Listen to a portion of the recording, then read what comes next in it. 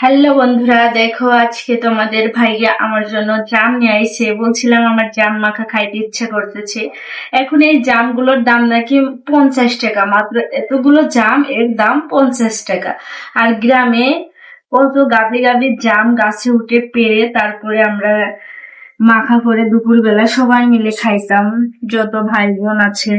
অনেক মজা হতো। দেখেন জামগুলো কিন্তু পাকিও নাই, আধা কাঁচা আধা পাকা। তাই এইগুলো জামের দাম 50 টাকা।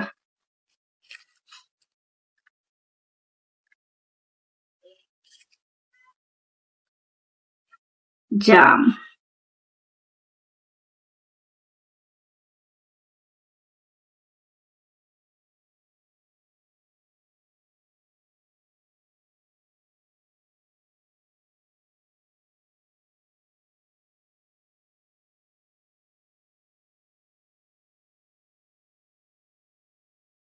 জামগুলো সুন্দর আছে না? কেন আধা পাকা আধা কাঁচা নাকি? মানে ভর্তা হয়ে যায় না, এরকম গুলোই বেশি পাকা গুলো কিনে এনে খাইতে গেলে ওইগুলো বালি, ওগুলো গাছে উঠে পারা। এখন এর মধ্যে দিয়ে দিব লবণ, তারপরে দিয়ে দেবো ধনিয়ার গুঁড়া।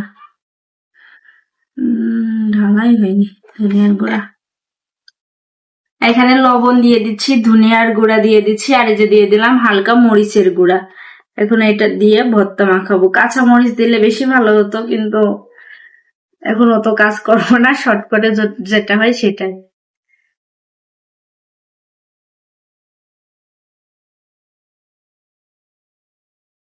ওয়াও,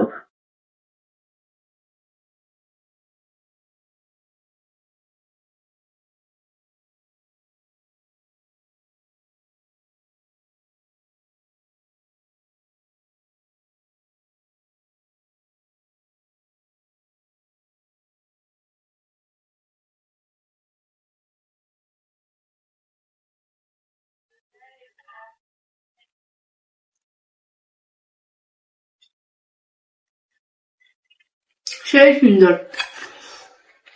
খাবা তুমি?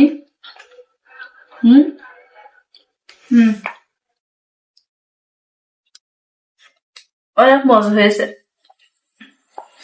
এই জামগুলো যদি আরেকটু পাকা হতো আরো মজা হতো। এখনো ভালো পাকি নাই, কেমন আধা পাকা আধা কাঁচা।